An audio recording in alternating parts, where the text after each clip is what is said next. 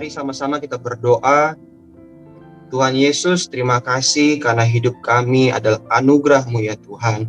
Kami hadir, kami ada sekarang oleh karena kasih-Mu Tuhan melimpah dalam hidup kami. Dan inilah kami ya Tuhan yang ingin merenungkan firman-Mu, yang rindu akan hadirat-Mu Tuhan. Berkatilah kami, biarlah firman-Mu tertanam, bertumbuh, berakar, dan berbuah dan buahnya manis ya Tuhan. Di dalam nama Tuhan Yesus Kristus kami siap mendengarkan firman-Mu. Haleluya. Amin. Puji Tuhan, shalom saudara yang terkasih. Puji Tuhan, kita ada karena Tuhan. Dan biarlah pemberitaan firman Tuhan, perenungan firman Tuhan pada saat ini memberkati setiap kita.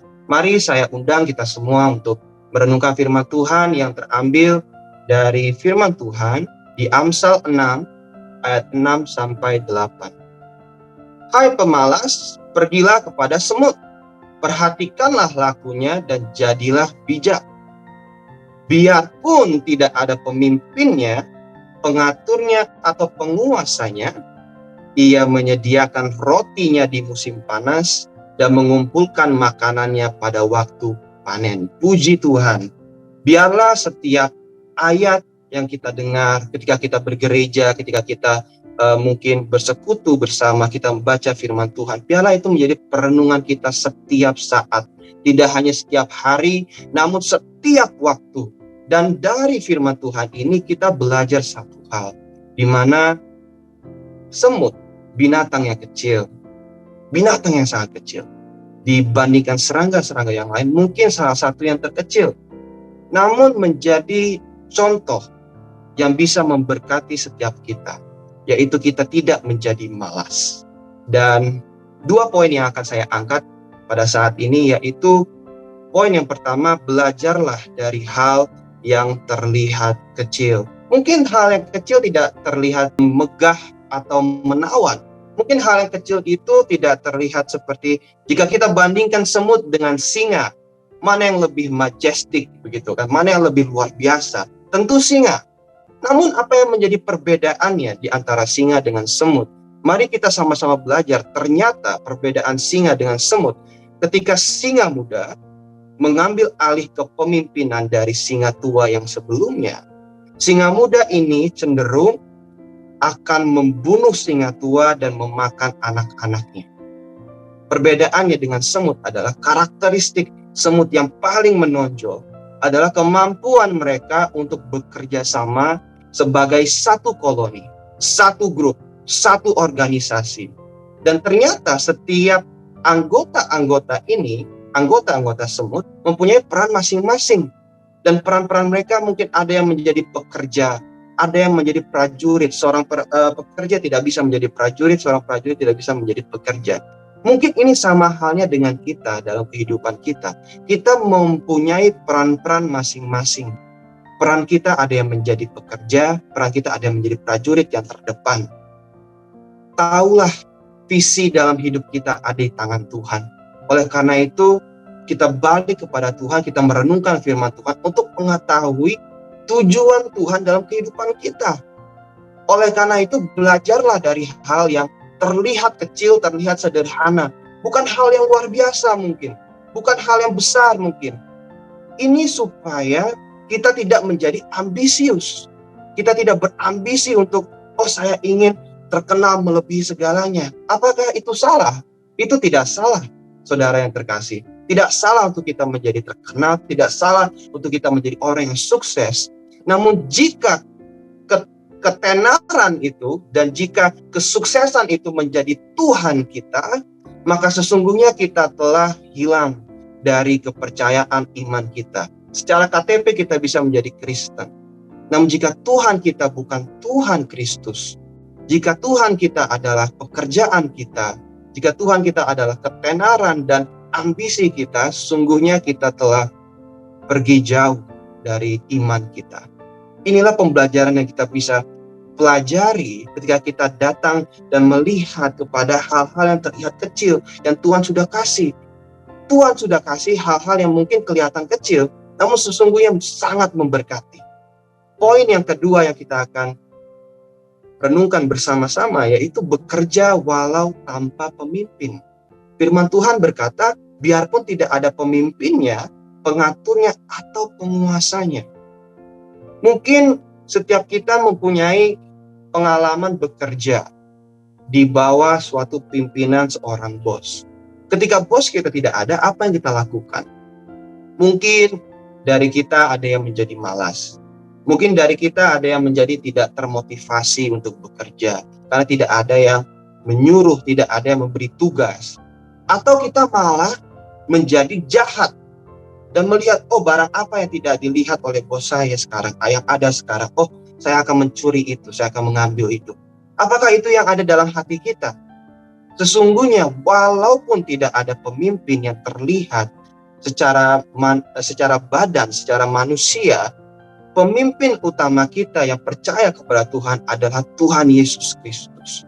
Sehingga walaupun dalam organisasi mungkin kita melayani, kita bekerja, dimanapun kita berada, walaupun tidak ada teladan yang kita bisa lihat dan kita belajar dari teladan itu, walaupun teladan itu tidak ada, walaupun teladan yang ada hanya teladan-teladan yang buruk, yang membuat kita menjadi semakin terpuruk, semakin tidak punya harapan, kita tidak menjadi kecewa karena kita tahu teladan harapan kita utama adalah Tuhan Yesus Kristus.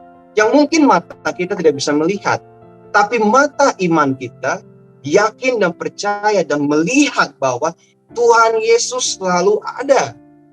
Jadi dimanapun kita berada, apapun situasi, kondisinya, seburuk apapun, kita mempunyai iman yang teguh bahwa Tuhan kita yang mungkin mata kita tidak melihat, itu selalu hadir di tengah-tengah kita. Bahkan Tuhan hadir di tempat ini, di saat ini juga, dimanapun kita berada.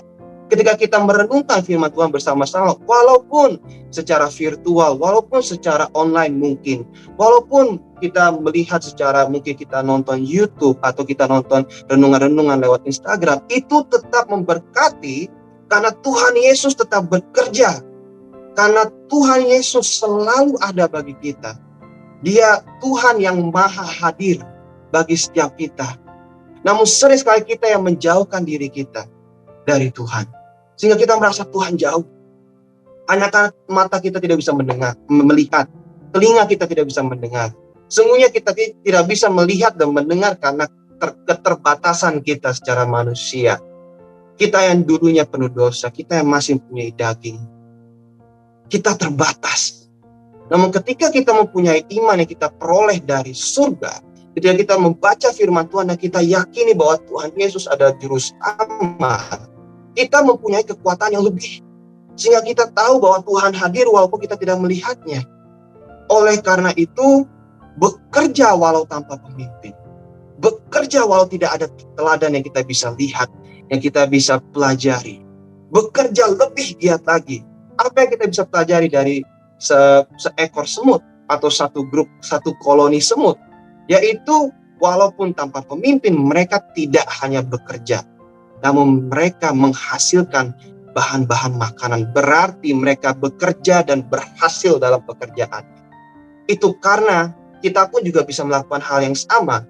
Ketika kita mempunyai keyakinan pasti bahwa teladan kita Tuhan Yesus Kristus, walaupun manusia mengecewakan kita, Tuhan kita tidak akan pernah mengecewakan kita. Harapan kita yang pasti tertuju kepada Dia yang telah mati dan hidup dan bangkit bagi kita, mempersiapkan tempat bagi kita. Kepada Dialah kita berharap dan kepada Dialah teladan kita, sehingga kita pasti tetap bekerja apapun situasinya. Puji Tuhan. Biarlah pemberitaan firman Tuhan ini memberkati setiap kita yang mendengar dan memberikan harapan yang baru bagi kita yang mungkin kehilangan harapan. Mari sama-sama kita berdoa. Tuhan Yesus, Bapa kami di dalam surga yang kami kenal, di dalam nama Tuhan Yesus kami berdoa ya Tuhan, biarlah pemberitaan firman ini menjadi berkat bagi kami. Kami renungkan tidak hanya setiap hari namun setiap saat, sehingga hidup kami menjadi berkat. Kami berdoa agar setiap kami yang mempunyai hati yang taat kepada firman Tuhan, firman-Mu adalah kebaikan kami. Karena firman-Mu mengandung janji, firman-Mu membawa kehidupan bagi kami, sehingga walaupun terkadang kami tidak mengerti, tapi pimpinlah kami untuk tetap mampu melakukan segala hal. Mari saudara yang terkasih, saya undang dekapkan kedua tangan kita di dada. Jika ada saudara yang punya pergumulan, permasalahan, persoalan, tantangan di dalam karir, studi, keuangan, masalah keluarga, kesehatan, apapun juga termasuk perjodohan, yakinilah bahwa Tuhan telah memberkati kita. Biarlah berkat Tuhan turun ke atasmu dan kekuatan kasih Tuhan turun atasmu, dan percayalah Tuhan akan membukakan pintu-pintu berkat serta damai sejahtera Allah menaungimu senantiasa. Bagi saudara yang terkasih yang sedang mengalami suatu penyakit, yang sedang sakit, jikalau ada penyakit itu, mari tumpangkanlah tanganmu di bagian yang sakit supaya menjadi sembuh di dalam nama Tuhan Yesus Kristus. Haleluya. Amin. Jika saudara masih membutuhkan pelayanan doa dan konseling, silakan menghubungi nomor yang telah tertera. Tuhan Yesus memberkati.